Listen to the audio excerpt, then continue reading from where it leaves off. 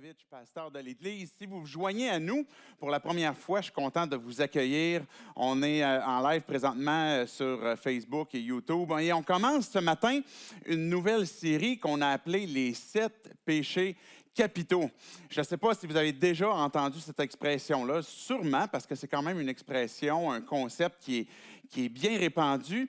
Et dans les prochaines semaines, on va regarder à travers cette liste-là les différents péchés, justement, que l'on trouve dans les péchés capitaux, ces péchés qui sont considérés comme étant mortels. On a un spécial qui s'en vient très bientôt. Je vous en parle tout de suite pour que je puisse je trouve mes bonnes notes là, pour que je puisse vous en parler puis que vous puissiez savoir qu'est-ce qui s'en vient. Après la série, on a, dans le fond, ça amène déjà au mois d'avril, on parle déjà de Pâques qui s'en vient. Après notre série de 7 dimanches, on va avoir un événement spécial qu'on veut présenter des baptêmes. Donc, tout au long de la série, je vais vous inviter, vous allez être proposés à prendre cette décision-là de vous faire baptiser et puis d'aller en ligne, par exemple, remplir un petit formulaire, dire, moi, je veux faire cette décision, ce step de suivre Christ et puis de me faire baptiser. Et puis, chacun d'entre vous qui allez prendre cette décision-là, on va vous baptiser au courant des prochaines semaines. On va prendre un moment avec vous. On peut, là où on est présentement, se réunir jusqu'à 10 personnes. Donc, vous pourrez venir avec votre famille. On va capter votre baptême. Et tous les baptêmes qu'on aura fait dans les prochaines semaines, bien, on va faire un événement spécial justement pour Pâques, le 4 avril, qui s'en vient pour qu'on puisse célébrer ensemble, puis que aussi, ce soit une occasion que s'il y en a des gens, vous êtes peut-être, comme je disais tantôt, dans les premières fois, vous voyez l'Église, il y en a d'autres qui ne nous connaissent pas, ils ne savent pas c'est quoi l'Église ou une Église encore moderne au 21e siècle, mais ça va être une bonne occasion justement pour Pâques de présenter cet événement-là. Donc, voilà, l'annonce est faite, puis je vais ramener justement cet élément-là de l'invitation pour les baptêmes qui s'en vient. Les 7 péchés capitaux, je vous les énumère rapidement. L'orgueil, avarice, la paresse, la luxure, la gourmandise, la colère et l'envie. Je ne sais pas comment vous réagissez à cette liste de péchés. Ils ont été regroupés, ces péchés-là, par Thomas d'Aquin. Donc, au 12e siècle, Thomas d'Aquin a fait cette liste-là de péchés. Ce n'est pas une liste qu'on trouve dans la Bible qui est énumérée comme étant, voici la liste des péchés capitaux, les péchés mortels qui sont graves. Ce n'est pas quelque chose qu'on trouve textuellement comme ça dans la Bible. Mais Thomas d'Aquin, d'autres théologiens par après, ont fait cette liste-là pour regrouper justement les différents péchés qui sont à la racine de bien d'autres maux, de bien d'autres péchés. Et justement, on les considère comme étant ceux qui sont à la source. Et on les a considérés justement comme capitaux parce que non seulement sont à la racine, mais aussi parce qu'on les a considérés comme mortels. Quand on parle du mot péché, je ne sais pas quelle est votre réaction à ce mot-là. Souvent, dans notre contexte aujourd'hui où ce qu'on est, c'est rempli d'émotions. C'est rempli peut-être d'une perception négative comme c'est une liste d'interdits. C'est comme Dieu nous a donné une liste d'interdits et puis il faut juste comme pas faire ces choses-là. Fait que c'est très religieux et puis c'est une des raisons pour laquelle la religion, ça ne m'intéresse pas. Il faut juste suivre une liste d'interdits. Fait que peut-être que pour vous, c'est votre définition de ce que c'est le péché. Ou peut-être que vous allez vous dire, le péché, pour moi, c'est comme vraiment synonyme que si tu enfreins justement une des règles, là, c'est mortel. T'es bon pour la damnation éternelle. Et donc, ça va soulever peut-être cette émotion en vous, comme quoi que c'est pas un concept, c'est pas un sujet que je trouve si intéressant que ça. Et comment est-ce qu'on va le traiter à ce moment-là? Comment est-ce qu'on va aborder cette notion de péché ou qu'on va appeler mal, le mal que l'on peut faire? Comment est-ce qu'on va le traiter? C'est drôle parce que je lisais en regardant cette semaine un peu les différentes positions que sur les péchés capitaux.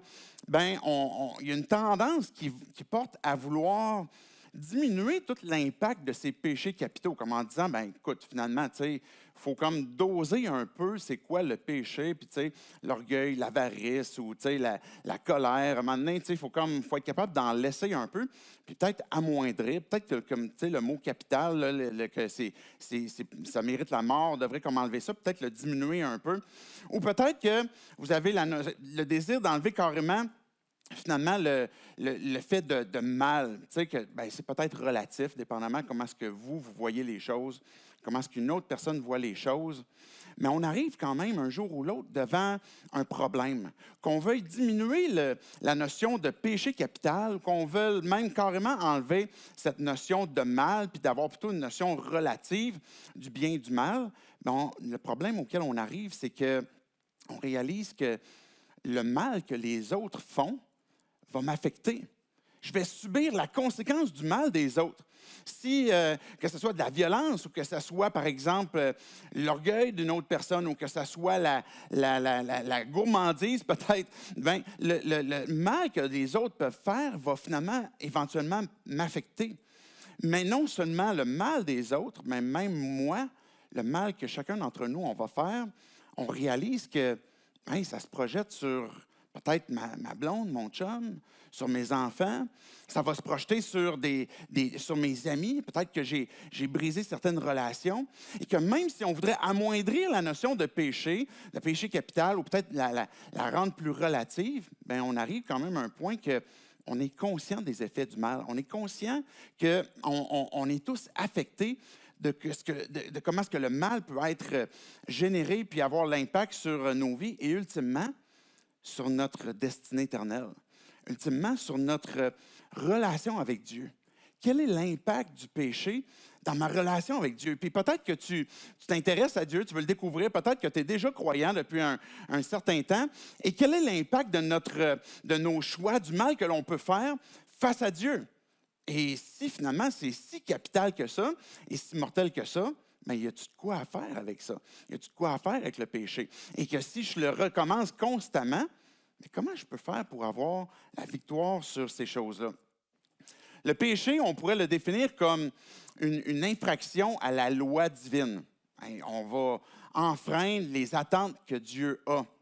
Mais c'est aussi se détourner du plan de Dieu pour nos vies.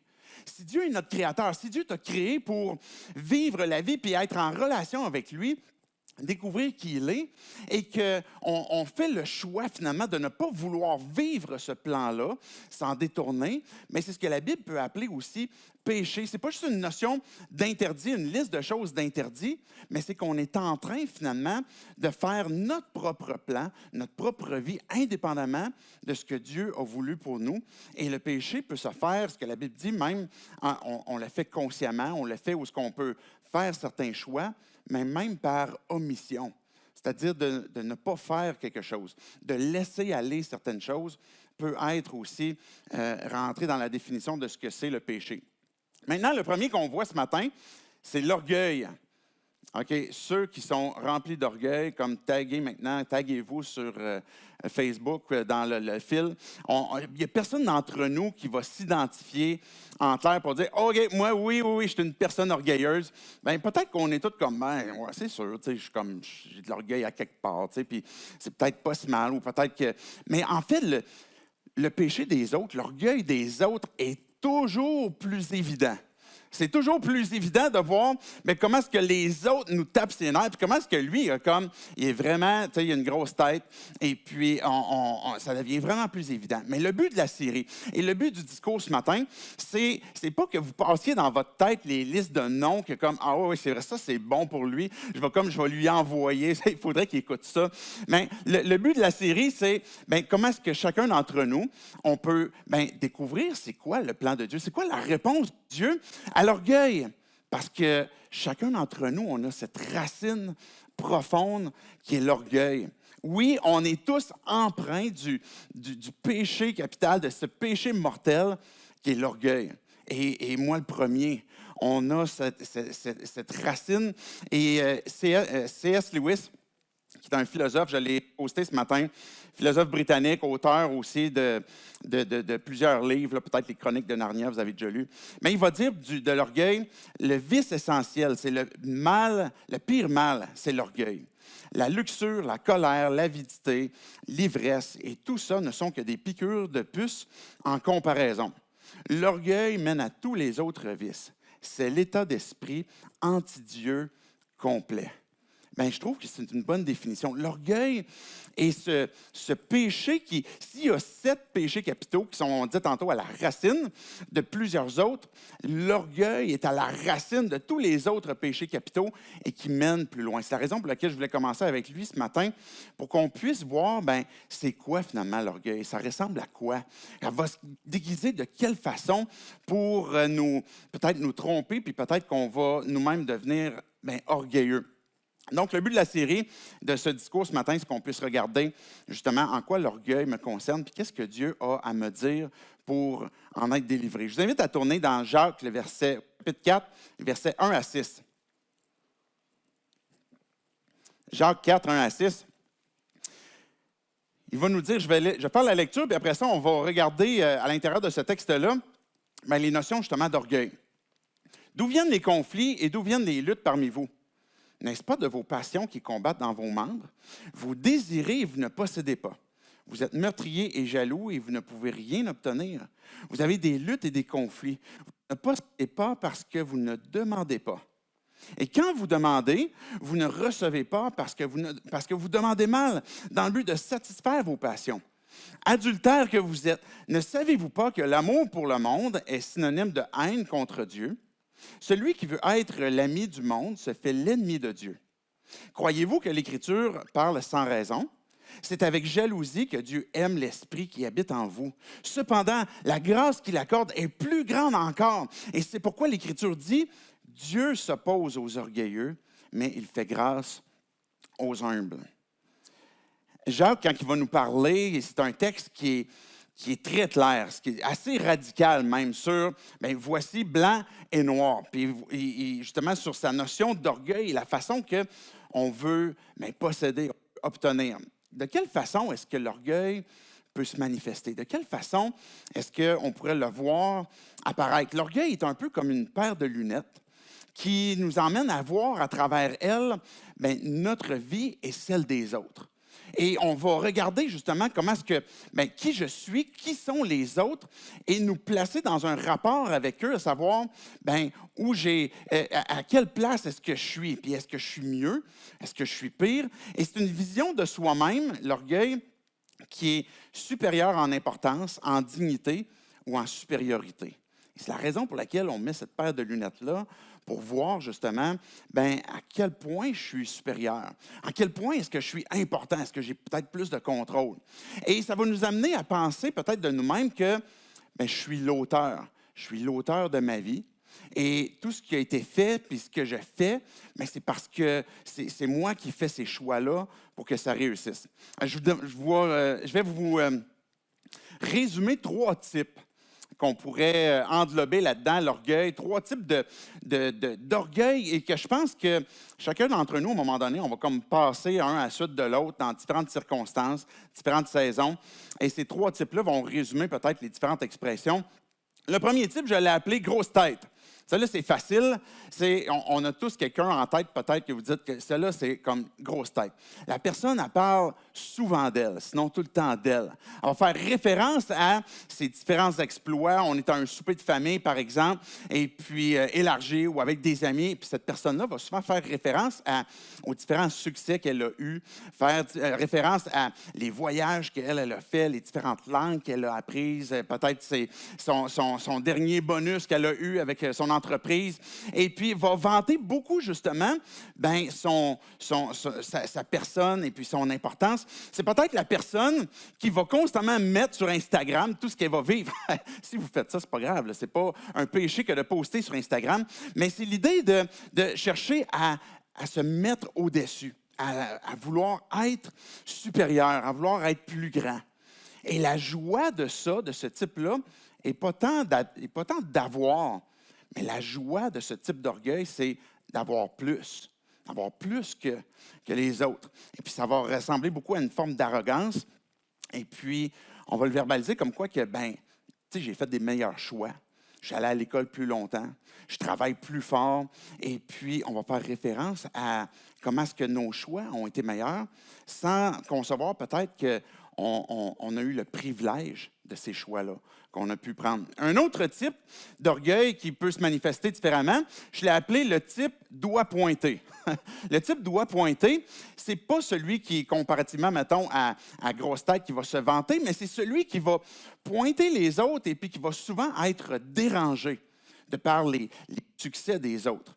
Je vais avoir tendance, par exemple, à pointer comment est-ce que d'autres, peut-être, ont réussi, mais que comment est-ce qu'en d'autres points, ils sont négatifs, ils n'y arrivent pas, ils ont un mauvais temps, ils ont une mauvaise relation avec leurs enfants, ils réussissent bien en affaires, mais regarde comment ça va mal dans sa famille. On va pointer du doigt, et puis pour chercher finalement à rabaisser, peut-être à faire dégonfler la tête, et puis on va justement peut-être accuser. Ça va nous amener à juger, à évaluer les autres, à se comparer. Et puis, ça va conduire aussi à une forme d'apitoiement. Parce que ce que ça m'emmène, c'est une façon d'attirer la lumière sur moi, comme quand je fais la grosse tête, je veux attirer la lumière sur moi, mais aussi l'apitoiement ou le doigt pointé, c'est une façon de montrer comme quoi que je suis victime de certaines choses. Et puis ça, c'est triste pour moi. Et je veux attirer une forme d'apitoiement quand je pointe du doigt pour montrer peut-être les fautes des autres et montrer comment est-ce que peut-être j'ai subi préjudice. Un autre type, on pourrait l'appeler le comparateur, justement, où on va comparer ce que j'ai, on va comparer non seulement ce que j'ai, mais quand que je vais arriver même devant Dieu, par exemple, je vais dire, tu sais, je suis comme, c'est vrai, je fais du mal, c'est vrai, je fais du péché, mais regarde, lui, comment est-ce qu'il en fait plus. Je vais pointer du doigt, mais ça va m'amener à me justifier puis à comparer. Puis je vais vouloir, dans cet orgueil-là qui est spirituel, où ce que je veux obtenir de Dieu à force de mérite, justement, je vais faire comme le gars que Jésus a raconté. Il dit, c'est un gars qui vient puis qui prie devant Dieu au temple debout puis qui dit devant les autres, moi, Dieu, je te remercie que je ne suis pas comme ces gens-là, je ne suis pas comme ce pécheur-là ou cette personne-là. Et c'est le comparateur. Chacun d'entre nous, on va avoir tendance à exprimer l'orgueil de différentes façons, par une fausse humilité et dans toutes sortes de circonstances. Mais de quelle façon est-ce que l'orgueil peut même venir générer peut-être d'autres maux, d'autres péchés? On disait tantôt que l'orgueil est à la racine de tous les autres péchés. Je ne sais pas si vous pognez souvent les nerfs quand vous êtes en auto. Moi, c'est mon cas. Et quand on pogne les nerfs, on tombe en colère. Et souvent, c'est parce que ce qui est en train de se produire, on le prend comme un affront personnel. Et là, c'est comme, il m'a coupé, il voulait comme, c'est un affront personnel à moi. Et là, la colère va se manifester. Ou bien, par exemple, elle va générer, l'orgueil peut venir générer une forme d'envie, qui est un autre péché capital. L'envie, c'est que, je voudrais ça moi aussi. Et puis, je voudrais avoir ça. Et puis, c'est l'inhabilité à célébrer les réussites des autres. Et parce que d'autres vont réussir, là, je vais envier ça. Ça va venir générer mon orgueil, une forme d'envie ou une forme de gourmandise. La gourmandise, c'est cette idée de se récompenser, de se célébrer, de se féliciter quand on le mérite bien. Après, peu importe, là, une grosse journée de travail, après une réussite quelconque. Et encore là, manger comme tel, c'est pas mal, même manger un bon repas. Mais c'est de chercher à, je vais me consoler ou je vais me récompenser. Et ça nous emmène dans ce péché-là, dans l'excès. C'est pas juste de manger, mais c'est que là, finalement, je suis dans l'excès même du boire aussi. La gourmandise inclut la notion de boire ou d'ivresse aussi. Donc, l'orgueil va se manifester des différents types que j'ai parlé, mais il va venir générer les autres péchés aussi, comme je disais, la colère, l'envie, peut-être la paresse, et il va nous amener à vivre certaines conséquences. Je reviens au texte qu'on a lu pour revoir dans les versets 1 à 4, quelle est la conséquence? Quelle est la conséquence sur ma vie que si j'ai cette racine en moi, j'en prends conscience que, oui, je suis porté souvent à soit pointer du doigt, soit à m'enfler, à vouloir me montrer supérieur, soit peut-être à vouloir me comparer. Quelles sont les conséquences? Regardez le verset 1. D'où viennent les luttes? D'où viennent les conflits parmi vous? n'est-ce pas, de vos passions qui combattent dans vos membres. Cette notion de passion, ce n'est pas une passion comme quoi que je suis passionné, par exemple, de tel sport ou j'ai telle passion de collectionner les timbres. Je ne sais pas si ça existe encore, ça. Mais ce n'est pas tant de ces passions-là, mais plutôt de ces vices qui sont dans notre chair, dans notre cœur, dans nos pensées et qui désirent obtenir. Et c'est ça que Jacques est en train de dire. N'est-ce pas de vos passions qui combattent dans vos membres? On a envie d'avoir certaines choses et c'est de là que vont naître les conflits et les luttes. Les luttes. Ce qu'on va avoir, c'est des conflits dans nos relations. Une des conséquences, c'est venir briser justement cette relation-là avec nos proches, avec nos amis, avec, ultimement, même avec Dieu aussi. Et ça vient voler notre joie. Regardez verset 2. Vous désirez et vous ne possédez pas. On a certaines choses qu'on voudrait, mais on n'arrive pas. Et le fossé se creuse de plus en plus où j'ai ce désir-là, et plus je le désire, mais je ne le possède pas non plus. Il va dire, vous êtes meurtrier et jaloux. Vous ne pouvez rien obtenir, vous avez des luttes et des conflits, vous ne possédez pas parce que vous ne demandez pas. Quand on demande, pour Jacques, ça implique de l'humilité. J'ai besoin de demander. Peut-être de demander à Dieu. Il y a quelque chose que je n'arrive pas. Pour ma part, l'orgueil va se manifester souvent comme ça. Je ne demande pas d'aide. Je ne demande pas d'aide. Quand que je suis en train de faire quelque chose, que ce soit des travaux, que ce soit même pour le ministère que Dieu m'a confié avec l'Église, bien souvent, je vais le faire avec orgueil ou ce que je me dis, je vais être capable tout seul. Je vais m'arranger. Et puis, je ne voudrais pas que tout d'un coup, on voit que, hey, David a besoin d'aide sur ça, ça veut dire qu'il n'est pas capable. Et là, je suis obligé de révéler le fait que, non, c'est vrai, tu sais, j'ai ce côté-là de ma personne qui est faible. On a besoin d'en venir à demander, mais on ne possède pas parce que Dieu a fait qu'on habite dans une communauté. On puisse partager la vie dans des relations, dans une relation de couple, par exemple, ou dans une relation familiale, dans des relations avec des amis.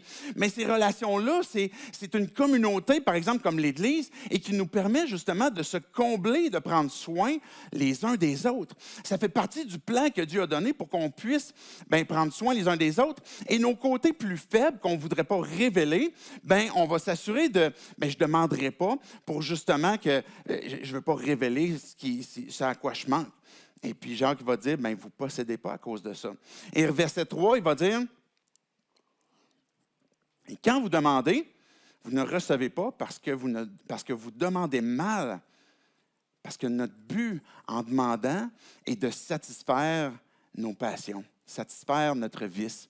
Fait que quand on ne demande pas pour la bonne chose. On ne demande pas pour la bonne raison. Je me souviens, à un moment donné, c'était une des premières fois, en fait, je pense que c'était la première fois que je faisais du snow. Et puis, moi, j'étais convaincu que j'allais être capable de faire du snow, mais en fait, cette journée-là a commencé où je suis venu sur la montagne avec mes skis. Puis mon ami, lui, était venu avec son snow. Puis là, la journée passe bien, mais lui, je vois qu'il n'est pas capable. Tu sais, il est tout le temps dans le champ, tout le temps dans le fossé, tout le temps à gauche et à droite. Puis là, à un moment donné, on arrive en haut de la piste, puis là, je dis, OK, là, on échange, OK? Tu sais, tu prends mes skis, puis moi, je vais te montrer comment est-ce qu'on fait du snow, OK? C'est ça. Je n'avais pas prévu à ce moment-là que l'orgueil ou l'humilité ou l'humiliation m'attendait dans le détour. Fait que là, moi, je pogne les bottes de snow, je donne mes bottes de ski, il prend mes skis, et puis là, lui, il était habitué avec ça. Fait qu'il part, puis ça va bien, puis moi, je pars avec le snow, puis comme, hey, ça va bien, tu sais, parce que ma dose d'orgueil est suffisamment grande pour que ça marche au début. Et là, je pars, et puis là, ça va bien, tu sais, puis je réussis comme à contrôler quand même. Puis, tu sais, plus ça avance, plus je suis comme, ouais, tu sais, ça va vraiment bien. Puis je pense que je suis prêt maintenant, comme pour les rampes, et puis les jumps, et puis ces choses-là. Et là, je m'enligne justement vers un saut, et puis, parce que dans ma tête, ça allait bien, puis je me voyais un peu comme aux Olympiques, là. Et puis là, je prends ce jump-là pour faire mon premier saut, et la finale n'était pas du tout gracieuse. J'ai fini dans un nuage de neige où, en tombant par terre, je ne suis pas retombé sur le snow, là, je suis retombé n'importe comment et je me suis cassé une cheville à ce moment-là. Et là, moi, comme ce que je pensais pouvoir maîtriser la situation, je me retrouve finalement où il y a plein de monde autour de moi, parce que là, ça va pas bien. J'ai même une larme qui coule parce que j'ai mal. Et là, ben, je suis obligé de repartir finalement en skido dans une civière en arrière parce que je ne peux plus marcher. Et puis le reste de l'hiver, j'ai passé la jambe dans le plâtre. Bien ça, quelles sont les conséquences de l'orgueil? C'est juste une anecdote qui est plus ou moins grave. Tu sais, casser une cheville, c'est pas si mal, mais comparativement à briser des relations, à briser une relation conjugale, à briser des relations avec des amis. Parce que, ultimement, la conséquence de notre orgueil, c'est qu'on se perd. On perd des gens autour de nous. Et, ultimement, c'est la conséquence qu'on a avec Dieu. Quand on veut se montrer comme quoi que je suis en contrôle, puis je suis supérieur, puis je suis capable, bien, tout d'un coup, une des conséquences qui va arriver aussi, c'est que la joie n'est plus là. La quiétude n'est plus là. Je commence à m'inquiéter, je commence à faire de l'anxiété, je commence à perdre mon sommeil, je commence à avoir de plus en plus de difficultés à avoir la joie de différentes choses que je voudrais vivre parce que je suis peut-être dans le maintien de mon orgueil, de ce que je ne voudrais pas finalement qu'on me voit sur mes faibles jours. Et là, cette qualité de vie est en train de s'estomper. Et on parlait tantôt de si on veut diminuer la notion de péché, enlever cette idée de péché mortel, on arrive quand même devant notre propre cœur où on réalise que l'orgueil nous épuise. L'orgueil nous fait mal. L'orgueil est quelque chose qui nous éloigne de Dieu. Et puis il va dire au verset 4, « Adultères que vous êtes, ne savez-vous pas que l'amour pour le monde est synonyme de haine contre Dieu? Celui qui veut être l'ami du monde se fait l'ennemi de Dieu. » Ce que Jacques est en train de dire, c'est que le plan que Dieu avait en nous créant, c'est à nous inviter dans une relation avec lui, qu'on puisse partager sa gloire, partager cette idée qu'on peut être libre devant Dieu, qu'on peut recevoir justement de lui complètement et en pleine satisfaction. Mais quand on veut aimer le monde, puis cette idée d'aimer le monde, c'est pas comme, il me semble que c'est correct d'aimer le monde, tu sais. Bien, l'idée du monde ici, ça a le sens péjoratif. C'est cette idée de ce qui est dans le monde qui est rebelle contre Dieu. Fait que Dieu a aimé le monde à un point tel qu'il a envoyé son Fils Jésus dans le monde pour mourir pour le monde. Mais quand que nous, par exemple, on vit dans le monde et puis qu'on a cette racine d'orgueil et puis que notre désir, c'est aimer le monde et ce qu'il y a à l'intérieur du monde, c'est que je suis en train d'aimer le vice qui me sépare de Dieu. Et c'est pour ça que Jacques va dire, on est adultère quand on fait ça. Parce que le plan de Dieu, c'est qu'on puisse avoir cette relation-là avec lui, qu'on soit réconcilié avec lui. Et quand on se tourne vers un autre Dieu, vers d'autres idoles, par exemple moi-même, ou bien mon confort, ma satisfaction, mes plaisirs, mes différentes richesses, ma sécurité, et là que ça devient mon idole. Mais Jacques, il dit, on est adultère. On a trompé, on trompe Dieu. Et puis, ce que Jacques il dit, on ne peut pas être ami de Dieu et aimer le monde.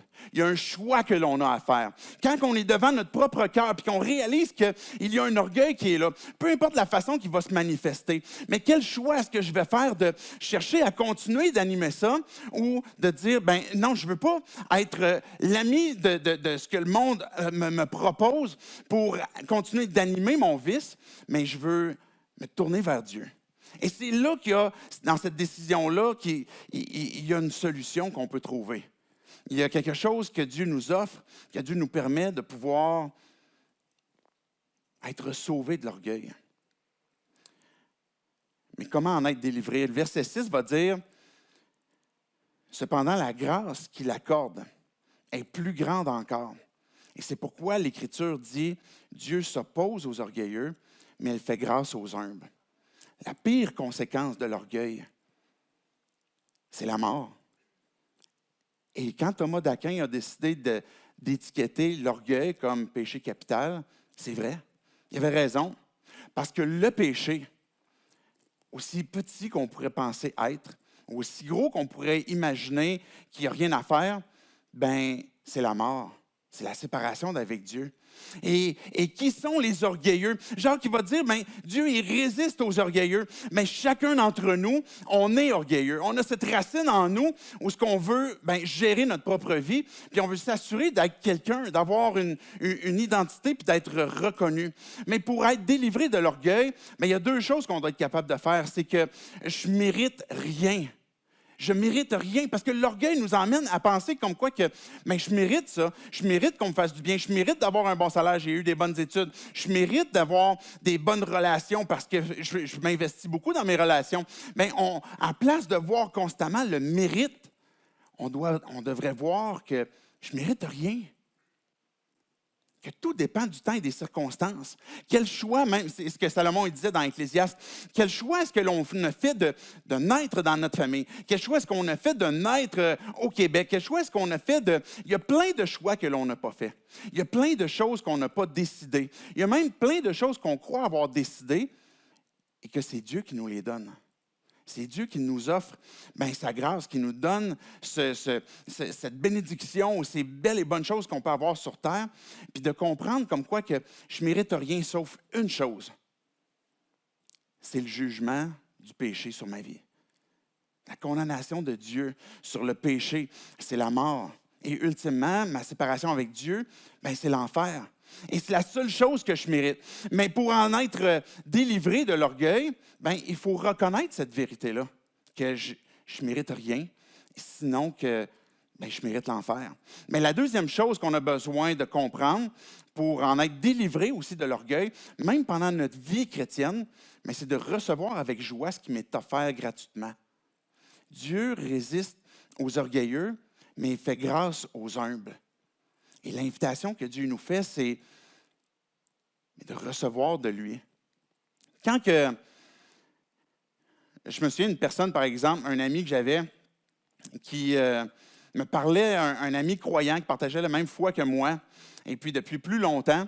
Et puis, quand on vantait justement la beauté de sa maison, par exemple, ou de sa voiture, ou de son linge, ce qu'il nous répondait, c'est « Oui, c'est vrai, ma maison est belle. » Puis je repartais chez nous, puis j'étais troublé, parce que je me disais « Mais il est-tu orgueilleux, dans le fond? » Comme quand il devrait dire comme « Non, elle n'est pas si belle que ça, ma maison. Non, mon auto n'est pas si performante que ça. » À chaque fois qu'on lui faisait un compliment, il disait « Oui, c'est vrai, telle chose, c'est vrai que c'est beau dans ma vie. » Et ce n'était pas de l'orgueil. En apprenant à connaître cette personne-là, j'ai découvert comme quoi qu'elle reconnaissait que les belles et bonnes choses qu'elle avait dans sa vie, elle avait été donnée par Dieu. Et le fait de les accueillir et puis de les recevoir avec joie n'était pas une fausse humilité de « Ah non, c'est pas si pire que ça », qui va stimuler une forme d'orgueil, mais de dire « Oui, c'est vrai, je le reçois et puis c'est à cause de Dieu. Puis telle chose dans ma vie, c'est parce que Dieu a voulu me le donner. » Et il y a un choix à faire où ce que Dieu nous offre sa grâce. Je parlais tantôt de la conséquence du péché, c'est la mort, mais finalement, quand Dieu nous offre sa grâce, c'est parce qu'on a cherché à « Dieu, j'ai besoin de toi. J'ai besoin, et on s'est humilié. » C'est la raison pour laquelle Dieu il va faire grâce. Et souvent, derrière l'orgueil est un peu comme une couverture qu'on veut chercher à voiler notre honte. On veut utiliser l'orgueil des fois pour cacher une forme d'échec peut-être que j'ai eu. Et puis, j'ai honte de cet échec-là. Peut-être que c'est une honte que d'avoir brisé une relation, d'avoir brisé quelque chose. Et puis, je vais utiliser l'orgueil pour m'amener à couvrir cette honte-là. Ou, par exemple, d'avoir honte d'avoir blessé quelqu'un. J'ai blessé mes parents, j'ai blessé ma femme ou mes enfants. Et puis, on a honte. Puis, on va utiliser l'orgueil pour cacher peut-être cette honte-là. Ou bien de la honte de se retrouver seul.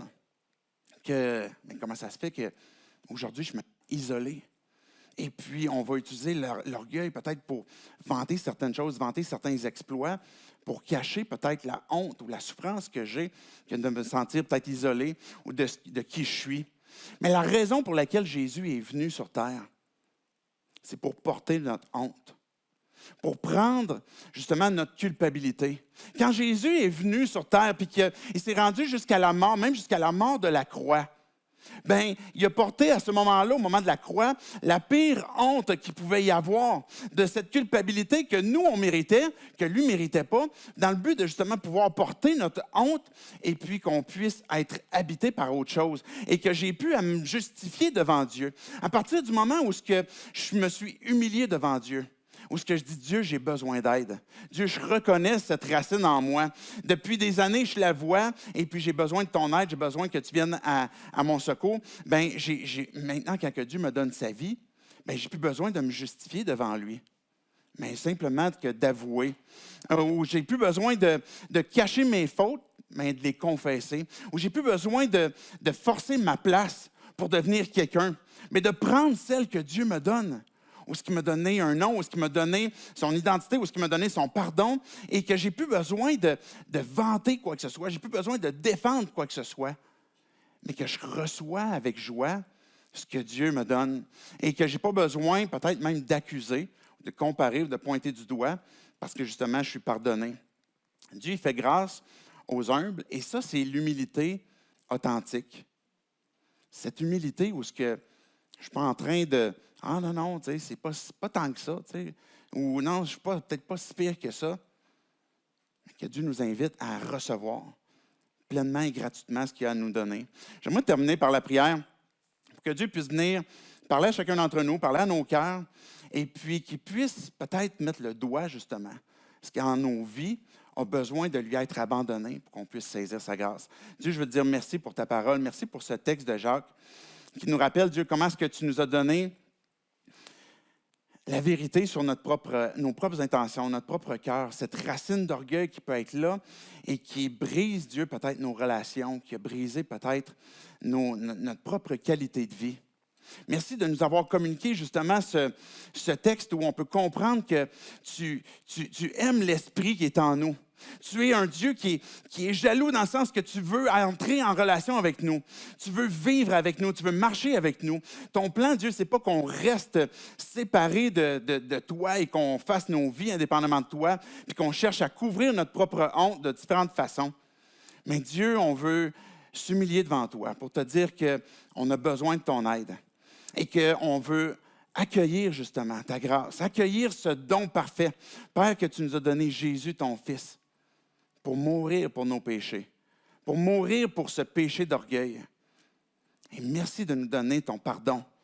Dieu, on t'abandonne justement cette racine pour que tu puisses nous apporter cette joie, cette conviction comme quoi que tu nous as donné ta faveur, tu nous as donné ta présence, tu vas nous réconcilier avec toi. Viens restaurer nos vies, là où peut-être ça a été brisé. Sans ton nom, Jésus compris. Amen.